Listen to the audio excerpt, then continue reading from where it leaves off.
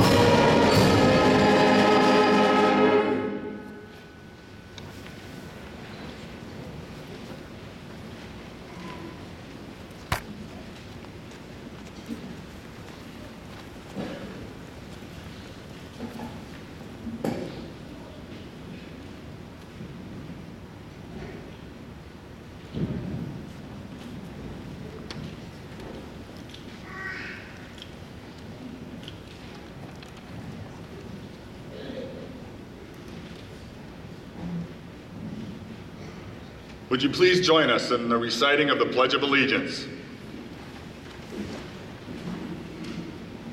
I pledge allegiance to the flag of the United States of America and to the republic for which it stands, one nation under God, indivisible, with liberty and justice for all.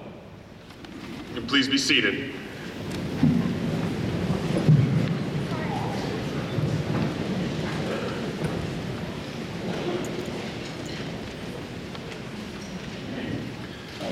Good morning. The Ellsworth Middle School is very proud this morning to welcome the Ellsworth and Bay City American Legion posts and auxiliaries. We welcome the St. Croix Valley chapter of Vietnam Veterans of America and the Pierce County 40-8, as well as any and all veterans and distinguished guests here today. A sincere thank you from all of us here at the Ellsworth Middle School. Now our principal, Mr. John Dodge.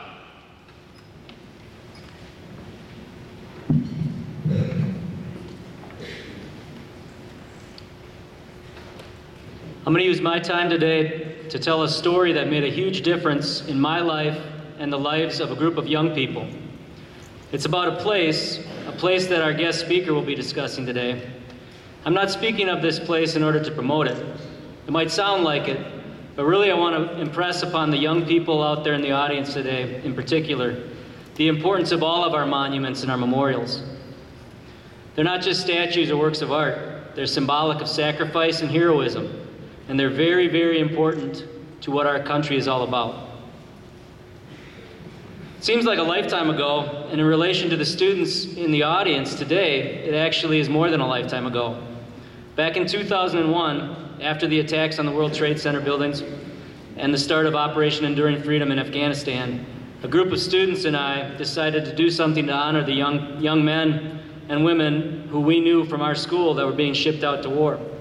We wanted to do something that would have a lasting impact. One night when I was watching the news, there was a story on about this Vietnam Veterans War Memorial over by Neillsville called the Highground. I had always thought it was just that, a Vietnam War memorial. But from the sound of the story, there was much more to the high ground than that. A part of the story that really stuck with me was when they talked about the legacy stones, solid granite stones inscribed with the names and stories of veterans. I brought it up to the student group, and they ended up raising funds and purchasing a legacy stone with an inscription to honor the graduates of the high school we were at who had served in the military. The following school year, I drove a van with those 10 students over to the high ground for the placement ceremony. We didn't know what to expect.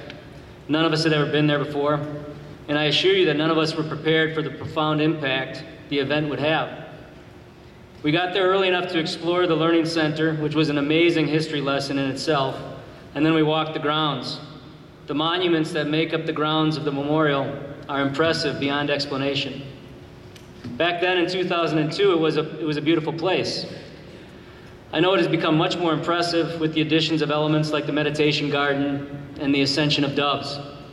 After we toured the grounds, we participated in the Legacy Stone Placement Ceremony. This was one of the most impactful moments of my teaching career. There were a lot of groups and families at the ceremony honoring their families and friends with the placement of their legacy stones. We were all invited to speak if we wished. Among the people we heard speak that day, none affected the group that I was with more than an elderly gentleman, a World War II veteran in attendance with his family, who stood up and fought back tears as he spoke of all the dear friends he had lost while on the Bataan Death March and his ensuing time as a prisoner of war in camps in the South Pacific. The Bataan Death March. Kids, if you don't know what I'm talking about, you need to ask your history teacher to explain. My students knew what kind of person this man was, and they said they had to meet him. I wasn't comfortable with that. He was there with his family.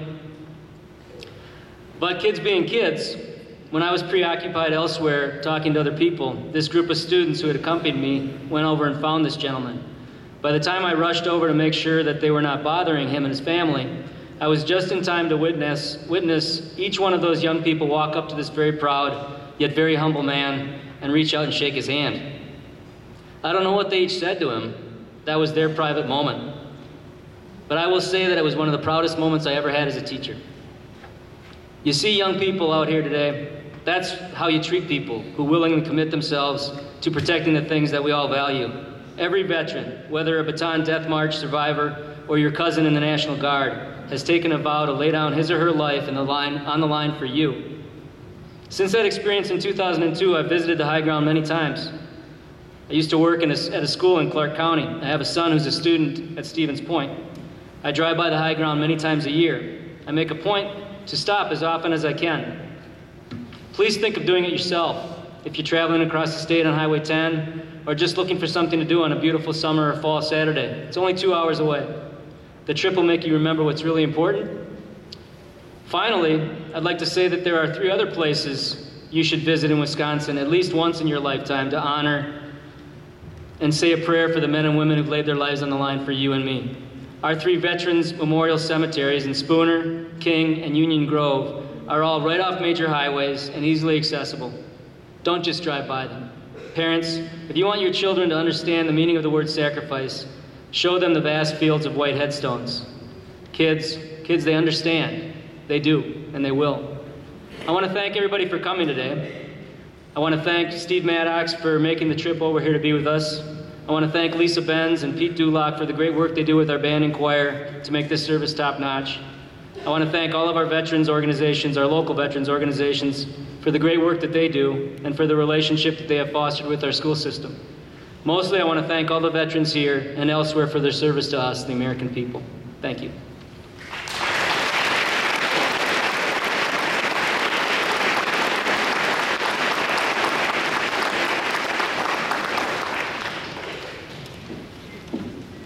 Our program continues with speakers representing grades 5 through 8. Our 5th grade speaker this morning is Miss Olivia Grand.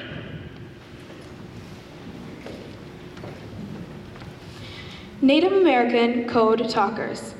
The High Ground is home to the National Native American Vietnam Veterans Memorial. This monument was dedicated in 1995.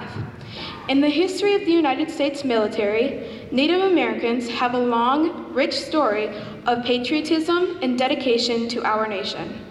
Unknown to many Americans is the fact that even during the Vietnam War, Navajo code talkers were vital to our nation's efforts. Code talkers were Native Americans who were used during wars to transmit secret messages using code based on their native languages. Originally, Choctaws, Comanches, and other tribes were used. Later, the military concentrated on the Navajo. Contrary to popular conception, the code did not consist of simply speaking in Navajo. The code talkers, along with U.S. military advisors, developed an alphabet code in which each letter of an English message was converted to an English word starting with that letter, and then the Navajo translation of the word would be transmitted. The Japanese never cracked this spoken code, and high military officers have stated that the United States would have never won the War of Iwo Jima without the secrecy afforded by the Navajo code talkers.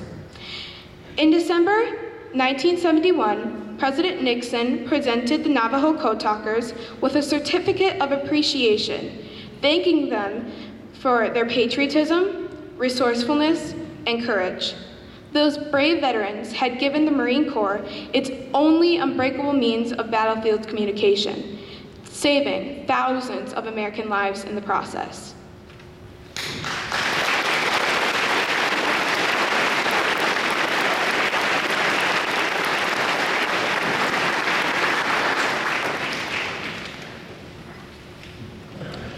Next will be the flag folding ceremony. It is performed by the 6th graders. We have readers Miss Reese Nelson and Emma Selsler. Our flag folders this morning are Mr. Connor Hofstad and Mr. Jeremy Cannell.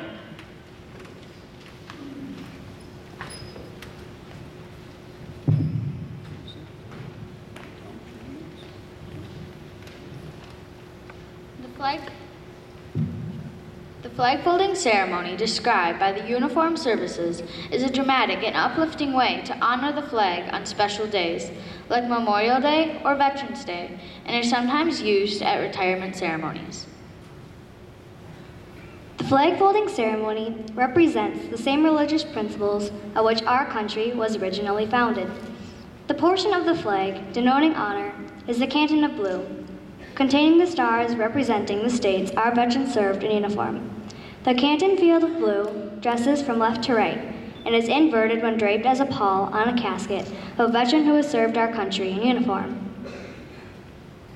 In the armed forces of the United States, at the ceremony of retreat, the flag is lowered, folded into a triangle fold, and kept under watch throughout the night as a tribute to our nation's honored dead. The next morning, it is brought out at the ceremony of reveal, run aloft as a symbol of our belief in the resurrection of the body. The first fold of our flag is a symbol of life. The second fold is a symbol of our belief in the eternal life. The third fold is made in honor and remembrance of the veteran departing our ranks who gave a portion of life for the defense of our country to attain a peace throughout the world. The fourth fold represents our weaker nature, for as American citizens trusting in God, it is to Him we turn in times of peace as well as in times of war for His divine guidance. The fifth fold is a tribute to our country, for in the words of Stephen Decatur, our country, in dealing with other countries, may she always be right, but it is still our country, right or wrong. The sixth fold is where our hearts lie. It is with our heart that we pledge allegiance to the flag of the United States of America and to the republic for which it stands, one nation under God, indivisible, with liberty and justice for all.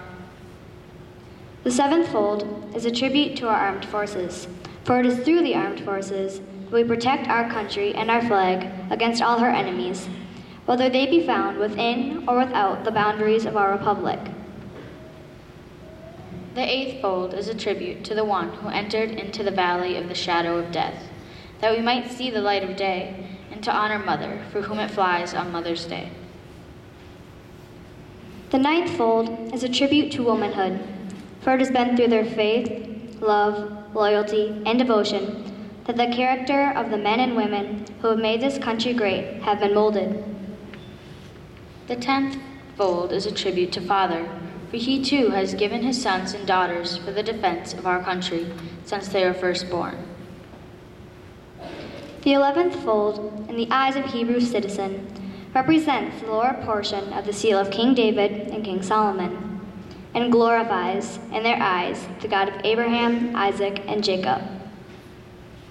The 12th fold, in the eyes of Christian citizen, represents an emblem of eternity and glorifies, in their eyes, God the Father, the Son, and the Holy Ghost.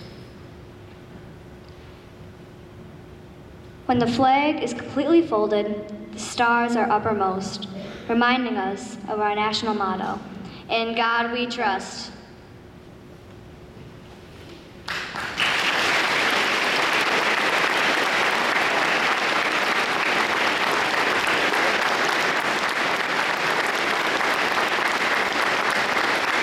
After the flag is completely folded and tucked in, it takes on the appearance of a cocked hat, ever reminding us of the soldiers who served under General George Washington and the sailors and Marines who served under Captain John Paul Jones, who were followed by their comrades and shipmates in the armed forces of the United States, preserving us for the rights, privileges, and freedoms we enjoy today.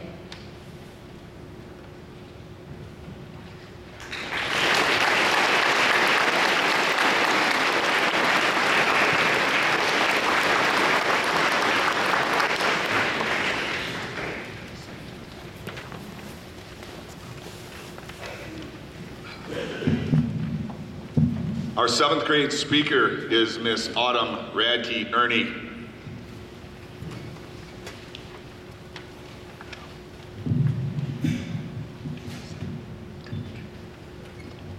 Never forget. This is a phrase often used to encourage remembrance of tragedies that have impacted the world.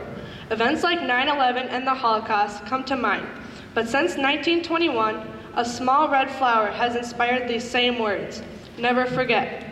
And in this case, the Remembrance Poppy asks us to think of the individual fallen soldier who, whether known or unknown, is a tragic loss to the world. Moyna Michael, a woman working for the YWCA after a few years of World War I, understood this well. She read a short poem in a magazine that moved her, words scrawled down on a paper right before a funeral service for a soldier killed in action.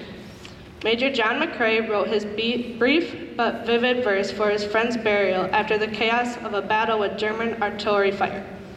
On May 2, 1915, an exploding shell landed by Lieutenant Alexis Helmer as he tried to flee the scene. Major McCrae, a medical doctor, had no chance to save the severed body of his friend. As the brigade doctor, John McCrae, was asked to conduct the burial service for Alexis because the minister had been called away somewhere else on duty that evening. It is believed that later that night, after the burial, John began the draft for his now famous poem, In Flanders Fields, which I will read for you. In Flanders fields, the poppies blow, between the crosses, row on row, that mark our place, and in the sky, the larks still bravely singing fly. Scarce heard amid the guns below, we are the dead short days ago. We lived, felt dawn, saw sunset glow, loved and were loved, and now we lie in Flanders fields. Take up our quarrel with the foe, to you from failing hands we throw. The torch be yours to hold it high, if ye break faith with us who die. We shall not sleep though poppies grow in Flanders fields. In 2014, a talented artist was commissioned to design and make a sea of ceramic poppies to honor the 100-year anniversary of the outbreak of World War I. 888,246 red poppies spilled out of the Tower of London, creating a moat and surrounding the grounds for all to see. Pictures and YouTube videos can be found on the internet today, and I encourage you to search this. Take time to see the spectacle that reminds us of our own American Legion's commitment to Dr. McCrae's poem. His red poppy legacy says, never forget.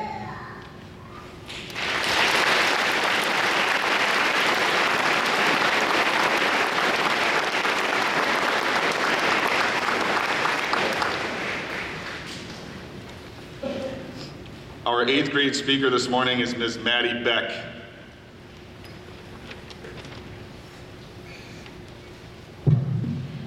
Though relatively little official data exists about female Vietnam War veterans, the Vietnam Women's Memorial Foundation estimates that approximately 11,000 military women were stationed in Vietnam during the conflict. Nearly all of them were volunteers, and 90% served as military nurses.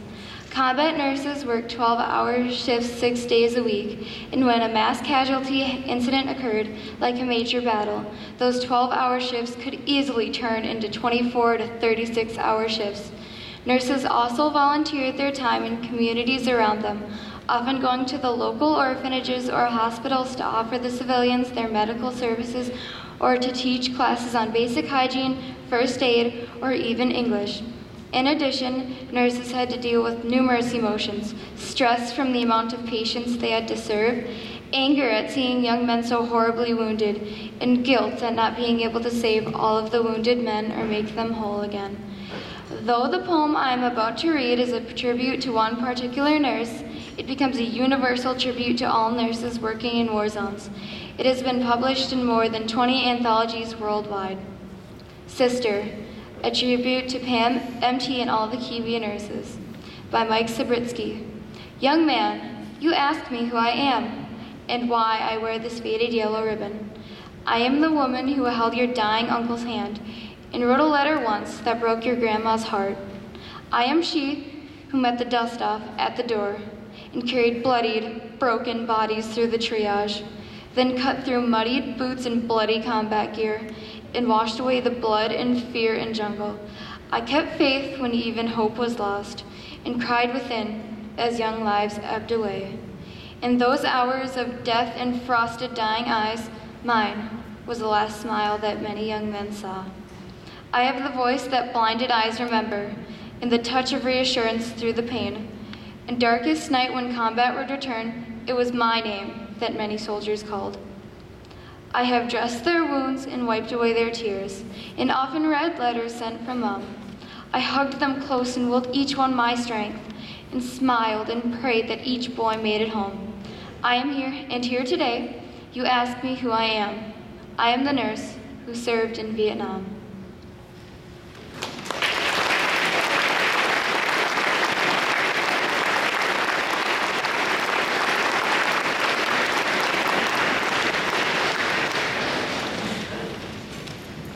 Next, we will have a salute to the armed forces presented by the 8th grade choir.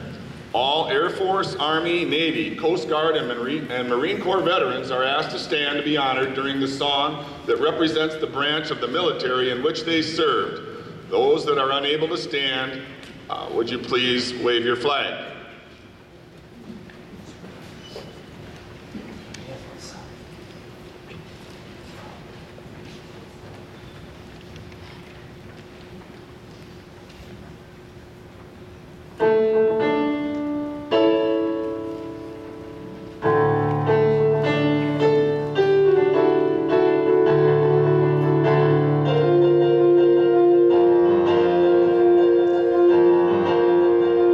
Air Force.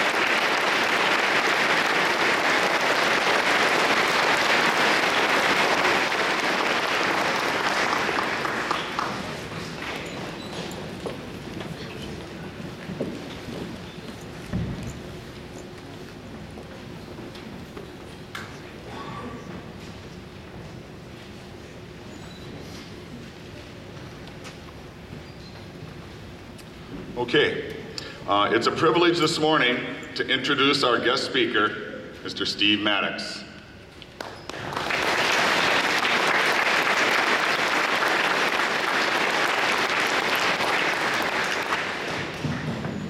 Good morning. Thank you so very much for the opportunity to be here with you.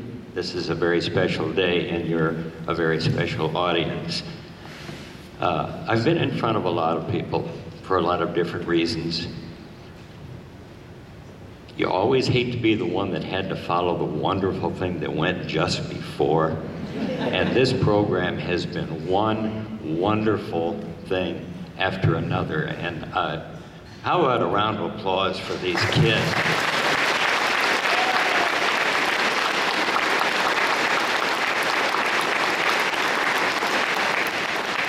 Now, one brief bit of housekeeping. Before I left the house this morning, my wife said, as long as you're driving all the way to Ellsworth, and you're going to have people that have to sit there and listen to you, please either do or say at least one thing worthy of applause. Go team!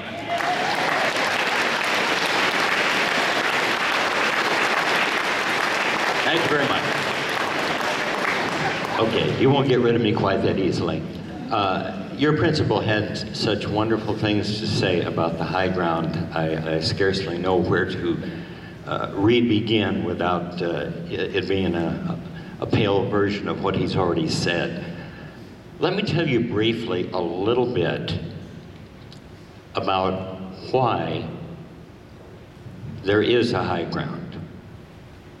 There was a time back in the early 1980s when the area that we call the high ground now was a farm field.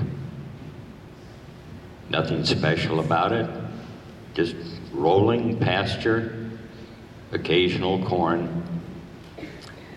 But there was a gentleman that came back from Vietnam who had lost a very close friend. Matter of fact, his friend had died in his arms. And he had promised that friend that his sacrifice would not be forgotten. That gentleman's name was Tom Miller. And Tom carried that vision from his service time up to the early 80s when he presented to a group of Vietnam veterans the need for some sort of recognition for his friend and for the people that had served in Vietnam. Most of you aren't old enough. Never thought I'd be old enough to say that to an audience. Most of you are not old enough to remember what a sorry welcome this country gave our veterans when they came back from that war. And I'm not saying that because I'm looking for sympathy. It's a statement of fact. That was not a popular war. And the American people did not really know how to vent their frustration, their anger, their sorrow at the incredible waste that seemed to just go on and on and on. So it pretty much got taken out on the servicemen themselves. Vietnam veterans, being the pig-headed group that we are, said, okay, nobody else wants anything to do with this, we'll look out for ourselves. And we secured what at the time was about 150 acres of beautiful glacial moraine land. For those of you that aren't familiar with that term, glacial moraine is simply a geological term of how the glaciers formed that particular expanse. Then the National Guard, as a major project, brought in bulldozers and bulldozers and bulldozers and spent the better part of a month building what we call the plaza, the triangular point that comprises the central grounds of what came to be known as the high ground. It started out being called the Wisconsin Vietnam Veterans Memorial Project. And I hasten to point out to you that it was never envisioned as being, nor has it ever been, a war memorial. It is, in fact, a memorial to the veterans of that conflict, and has grown to encompass veterans of all 20th and now 21st century conflicts. If you would be so kind, I'm going to switch mics. Primarily so that I can see what's going on behind me.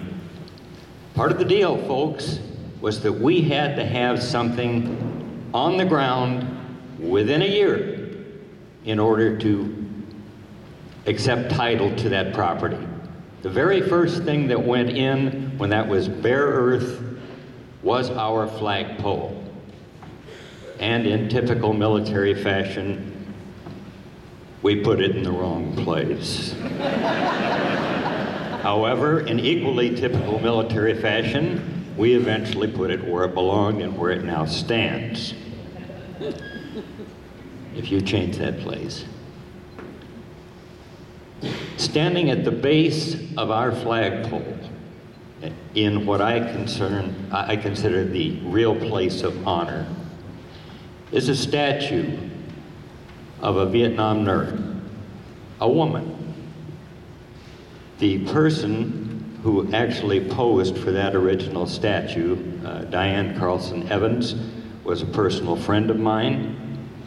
She was the moving force behind getting some recognition for the women that served in Vietnam. And that little statue toured all over the country. It was one of 3 that were cast, trying to sell our government on the idea that they needed a memorial for our servicewomen from Vietnam. Eventually, our government in Washington decided they could not use a statue who was of a specific person and was done without their permission. And so Diane became the moving force behind what has now become the Women's Memorial in Washington, D.C., but which is not a statue of the lady herself.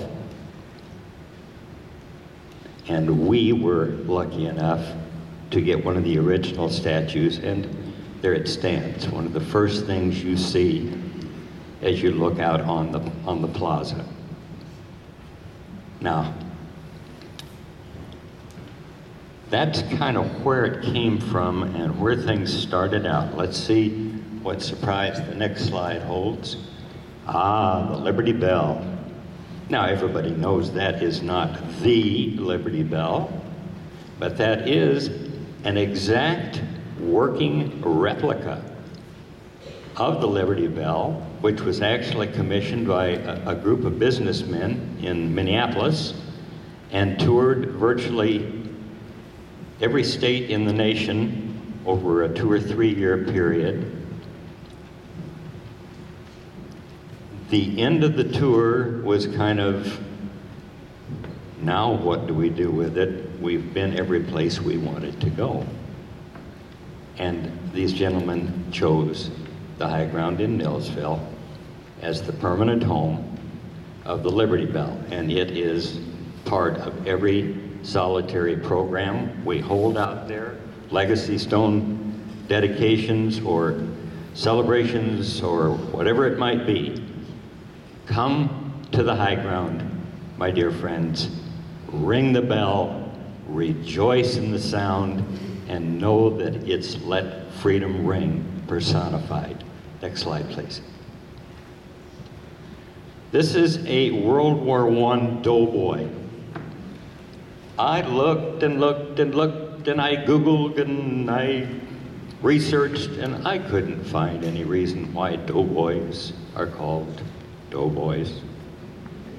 So let's just accept the fact that our World War I veterans were called doughboys, probably because that's pretty much all they had to eat. And with that, moving right along. I'm glad that we had a spokesman for the Native American peoples, because the Native American peoples carried more than their fair share of the weight during the Vietnam War. And when they finally chose to honor their people in a national memorial, their national memorial resides at the Highground. Next, please. Now, the effigy mound that you saw there briefly, which looked like a bunch of people laying around on the ground, is based on a Native American effigy mound. And for those of you that don't know what in the heck that is, many, many Native American peoples used depictions of animals and so forth sculpted into the ground in an area. It's uncertain whether these were strictly ceremonial, whether they were religious, if they were multi-purpose, but they were very typical and date back, in cases, hundreds and hundreds of years, maybe thousands. We decided that we wanted an effigy mound at the Highground. This was before we had the Native American statue. It was decided that the effigy mound of a peace dove would be appropriate.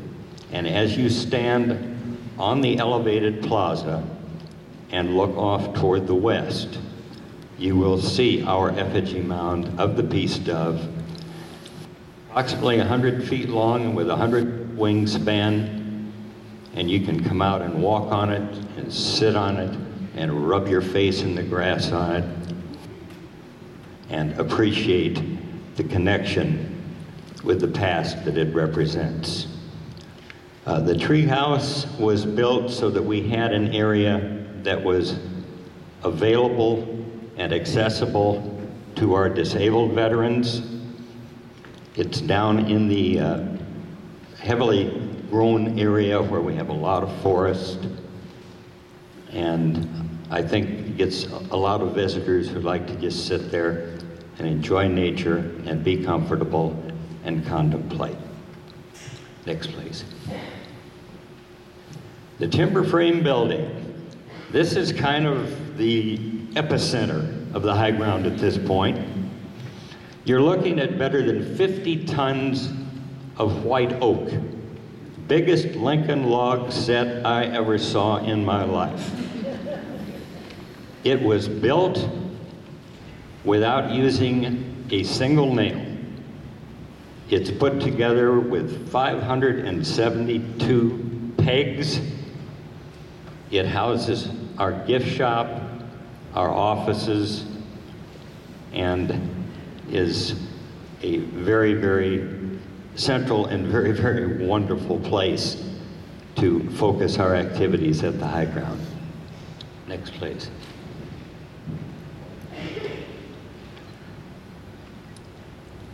During the First World War, there became an obvious need to recognize families that had suffered loss. A group of women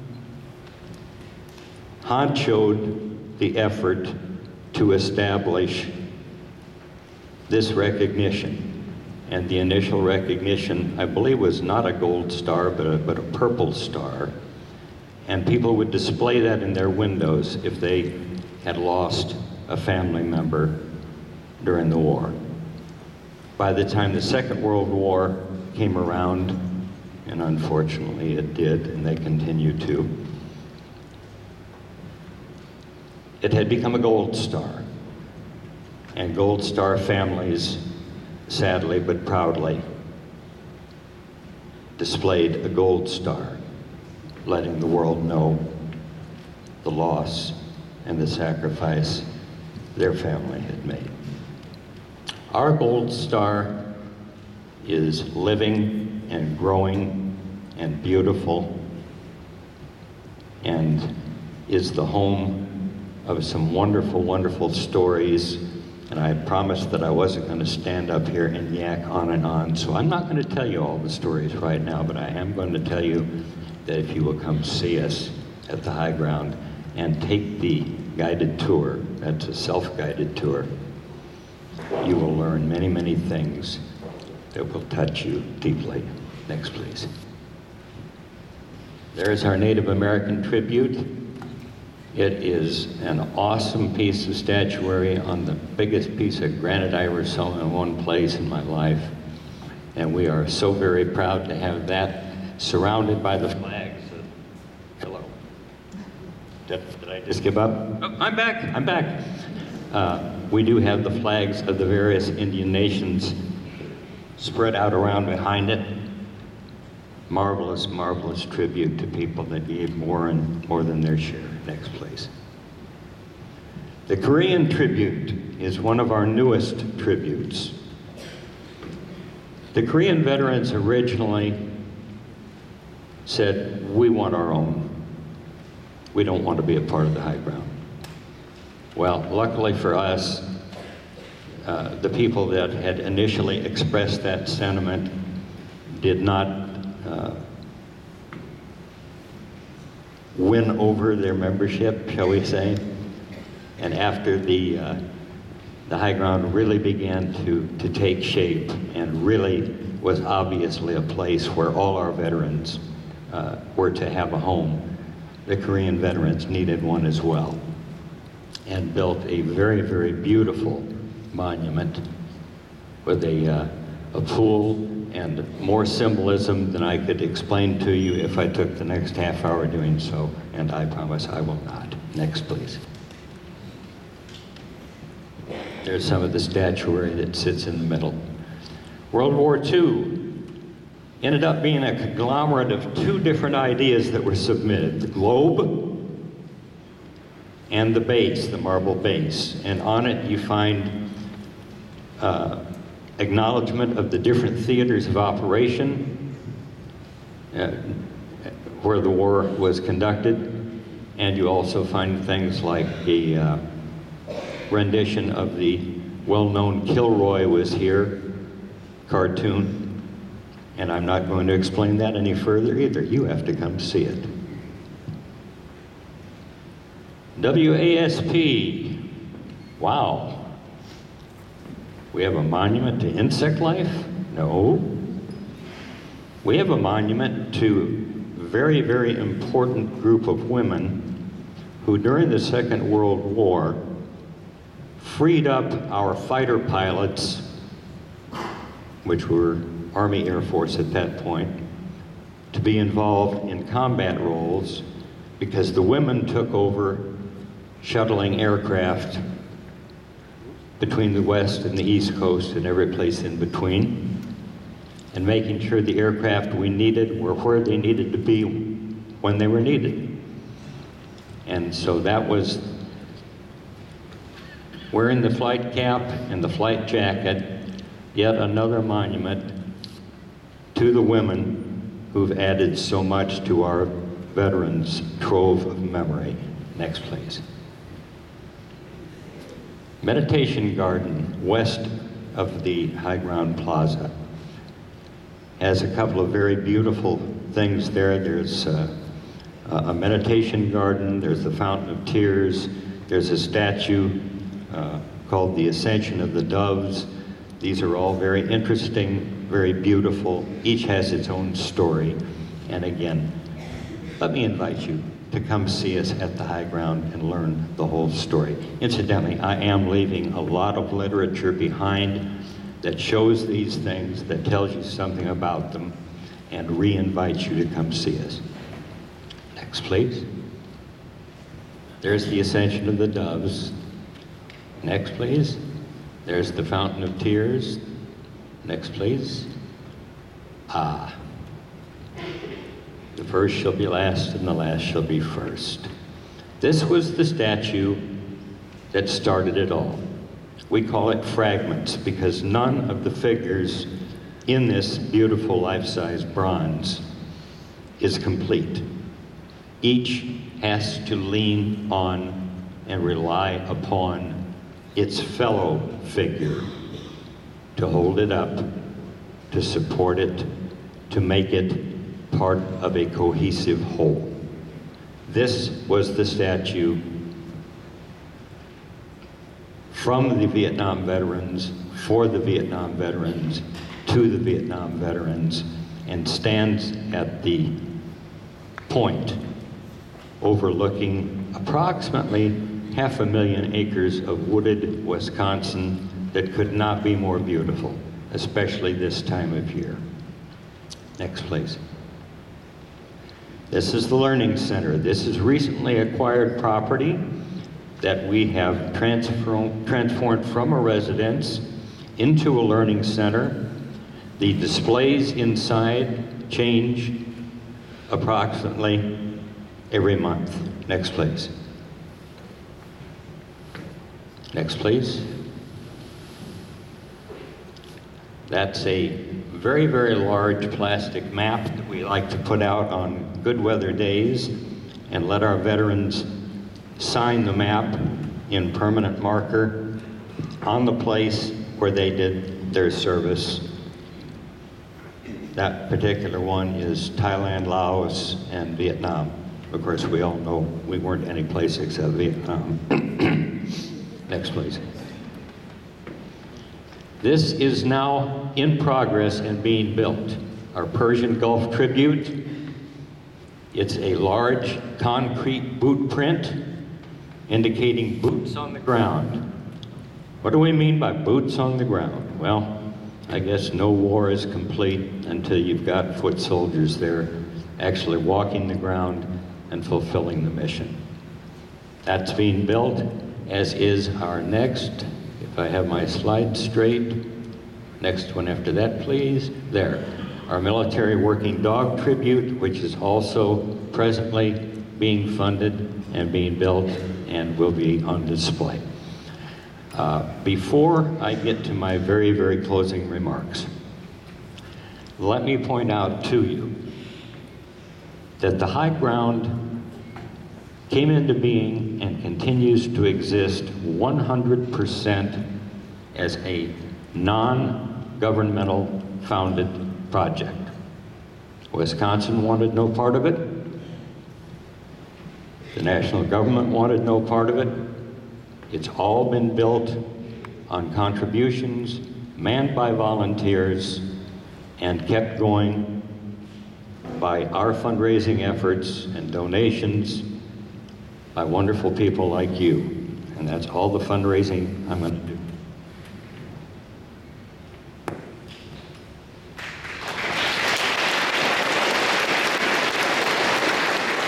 Before I close, since a couple of people have read some very beautiful poems, I would like to read you yet one more.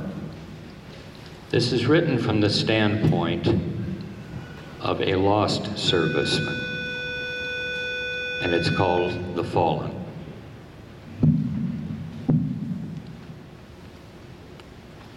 And guess who can't see without his glasses? I am the fallen, and I know war.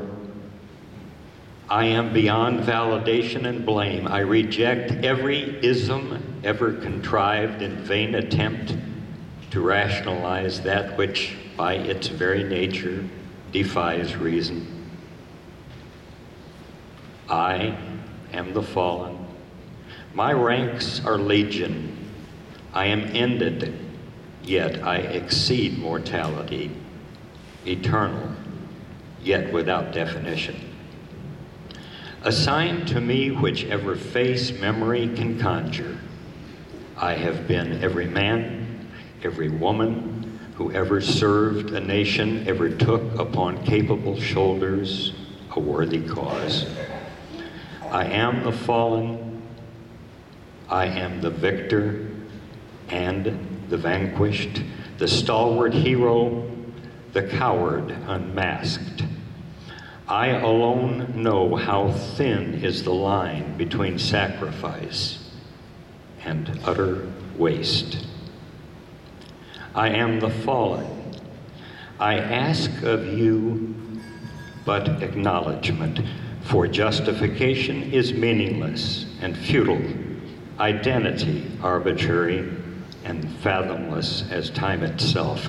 I ask nothing of the world that was, less yet from that which is or may yet be, for I am of another place, another reality. Do not dwell on my story, for you as I will find it was largely fiction and self-deception. Still, there is purity in the truths neither of us may ever discover. I am the fallen, the sum total of the true cost of the ultimate human folly. I am the fallen, and I dwell in shadow. Nothing you may say or do will alter in the slightest way the legacy unique to each of my brethren, or to me. I am the fallen, and I am omnipresent. Failed causes and fruitless conflicts crumble to dust or worse, only to be resurrected by well-meaning liars and leaders and ordinary men who would have us parade across history whole and handsome and in the right. I am the fallen, and I have already done my part, though flawed and questionable my contribution may have been. I am the fallen, a tip of the hat, an honest tear, a nod in my direction, a serious though fleeting thought will suffice to see me on my untroubled way, if only I may believe the lesson I would teach you is not too late for the learning. I am the fallen, and I have earned my place in both history and anonymity. I am the fallen. I am as focused and personal as your loss, as universal as mankind's tears. I am the fallen. I am dank as the grave, fiery as the flash of yesterday's pain. I am the fallen, and I long to rest in peace. Thank you all very much.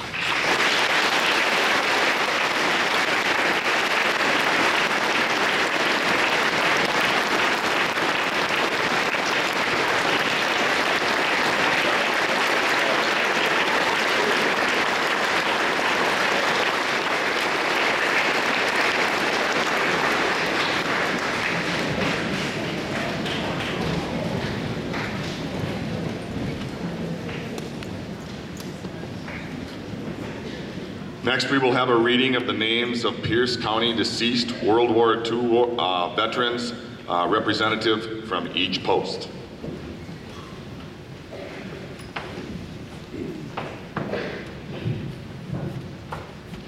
Good morning. The following is a list of the Pierce County World War II members of our military that sacrificed their life during that war. Walter Anderson. Eugene Baldwin. Russell Bloom. Earl Betcher. Raymond Brenner. Harold Burke. Marvin Busby. Robert Busby.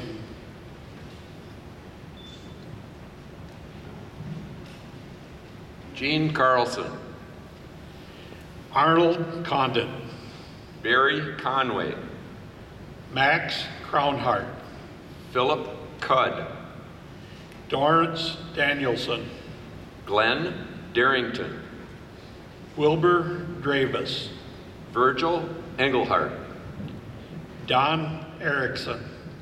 Vern Fisher, George Flath, Eldon Gillis, Jacob Klaus, Eldon Glemm, Dean Gordon, Eugene Cosin, Neil Gulbranson,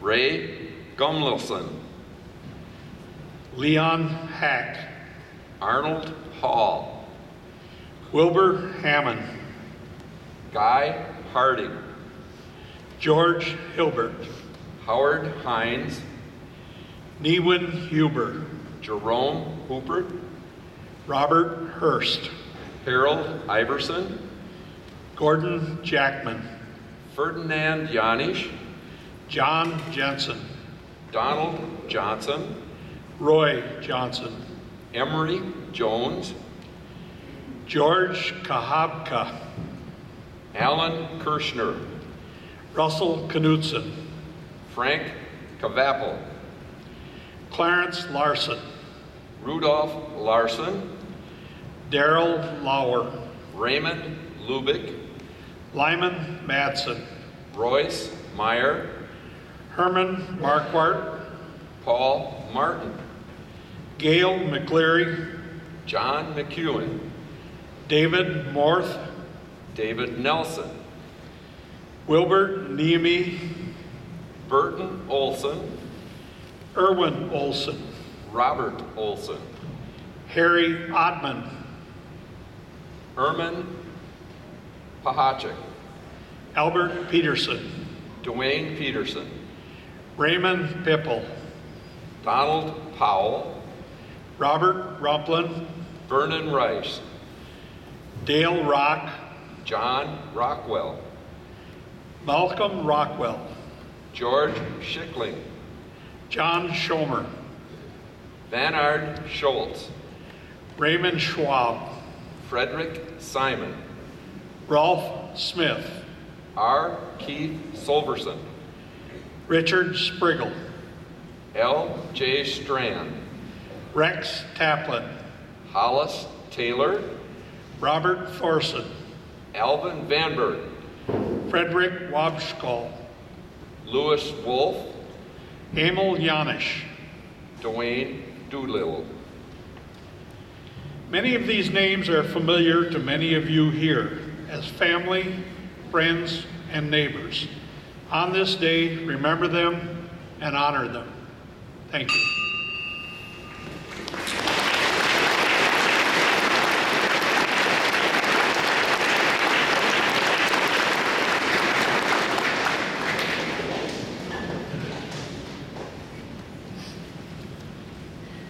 Okay, I'd ask you to please stand for the Prisoner of War Missing in Action Remembrance Ceremony performed by Pete Demuth.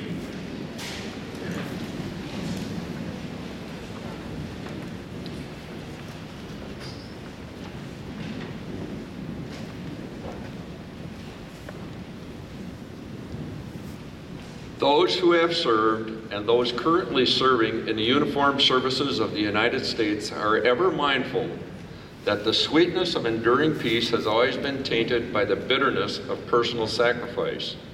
We are compelled to never forget that while we enjoy our daily pleasures, there are others who have endured and may still be enduring the agonies of pain, deprivation, and internment. We will pause today to recognize our POWs and MIAs. I call your attention to this small table, which occupies a place of dignity and honor. It is set for one, symbolizing the fact that members of our armed forces are missing from our ranks. They are referred to as POWs and MIAs. We call them comrades. They are unable to be with their loved ones and family today, so we join together to pay our humble tribute to them and to bear witness to their continued absence. This table is set for one, is small, symbolizing the frailty of one prisoner alone against his or her suppressors. The tablecloth is white, symbolic of the purity of their intentions to respond to their country's call to arms. The single red rose in the vase signifies the blood that many have shed in sacrifice to ensure the freedom of our beloved United States of America. This rose also reminds us of the family and friends of our missing comrades who keep the faith while awaiting their return. The vase is tied with a red ribbon, symbol of our continued determination to account for our missing.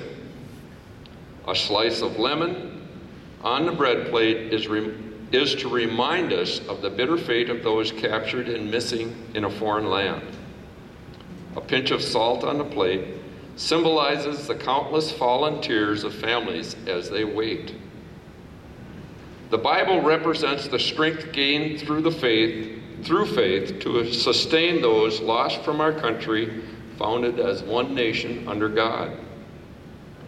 The candle is reminiscent of the light of hope which lives in our hearts to illuminate their way home, away from their captors, to the open arms of a grateful nation. The glass is inverted. They cannot toast with us today. The chair is empty. They are not here. Let us pray that all of our comrades soon will be back within our ranks. Let us remember and never forget their sacrifices. May God forever watch over them and protect them and their families.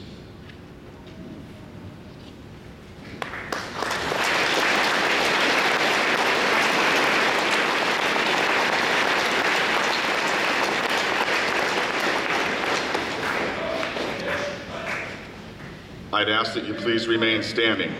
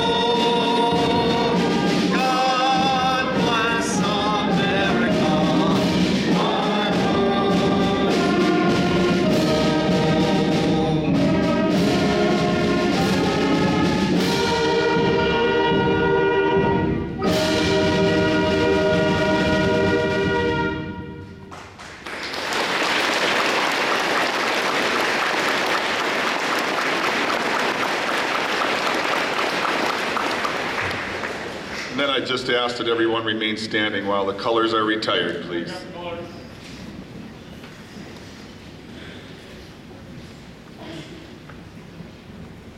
And salute.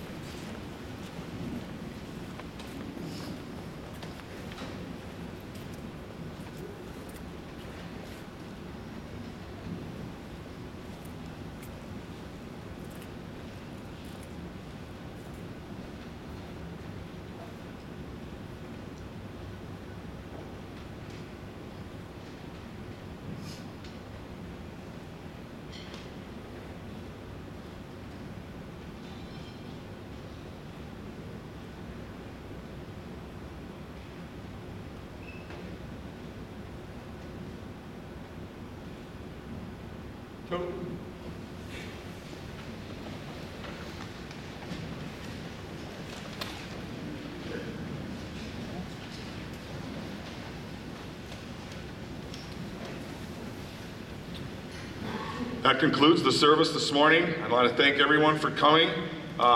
Visitors are invited to the cafeteria outside here for refreshments. We will dismiss by... I'll jump in here. Visitors, if you can stay until the students go back to their class, stay in the gym, it'll be great for the exits.